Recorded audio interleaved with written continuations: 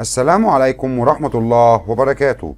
أقدم لكم اليوم تردد قناة 12 بغداد الجديدة على النايل سات وطريقة تنزيل القناة على الريسيفر. أنا ناصر من قناة تويا فور. الرجاء دعمنا بالاشتراك في القناة وتفعيل الجرس على الكل، ولو عجبك الفيديو دوس لنا لايك ليصلك كل جديد في مجال الريسيفر والدش. هنبدأ بسم الله بالضغط على زر منيو من ريموت الريسيفر عندنا عشان تبدأ تظهر لنا الأيقونات دي. هبدأ أضغط على زر تعليق الصوت لغايه لما اختار ايقونه التركيب. بعد كده من ريموت الريسيفر هبدا ادوس على زر اوكي. هيديلي القائمه دي. هبدا اضغط على زر تقليب القنوات عشان ابدا اختار قائمه الترددات وادوس اوكي.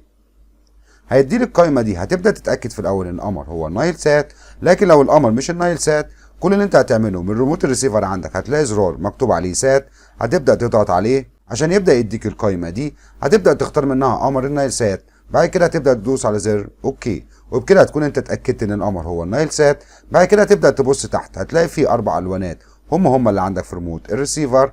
هيكون الاحمر لاضافه تردد جديد، والاخضر للتعديل على التردد، والاصفر لحذف التردد، اما الازرق للباحث عن التردد.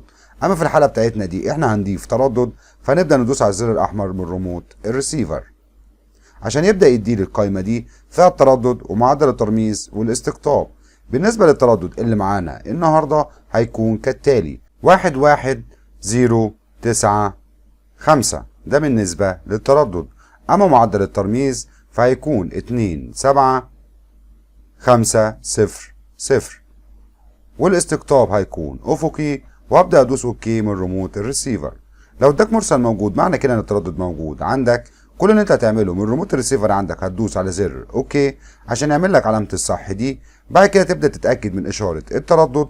بعد كده زي ما انتم شايفين طريقه الباحث عن التردد عندي بتكون عن طريق الزر الازرق في ريموت الريسيفر. فبعد ما اضغط عليه هيدي لي القائمه دي. فباحث عن الشبكه هخليها اغلاق، اما نوع القناه فمجانيه. ومن ريموت الريسيفر هبدا ادوس على زر اوكي. زي ما انتم شايفين بدا يعمل معايا باحث. في النهاية التردد ده نزل معايا 24 قناة.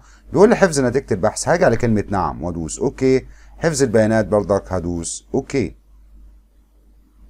بعد كده على طول هتنزل تحت قناة واحد هتلاقي قناة 12 بغداد نزلت معاك، وهي لسه تحت الانشاء لغاية دلوقتي، وان شاء الله هتفتح قريبا. مش عارفين لسه اذا كانت هتستمر القناة على نفس التردد ولا لا. لو تم تغيير التردد ليها ان شاء الله هنكتب الكلام ده في التعليقات. وفي النهاية أرجو أن ينال الفيديو إعجابكم وشكرا لكم.